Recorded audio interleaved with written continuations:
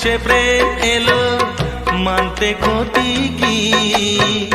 জীবন সাথী ভাবো তাকে, নয় সে অতিথি। তার হাতটা ধরো, তাকে আপন করো, তার হাতটা ধরো, তাকে আপন করো। পারবে না কেউ ফেরাতে, সে যে রাজার রাজা। তুমি জানো না নাকি বোঝো না?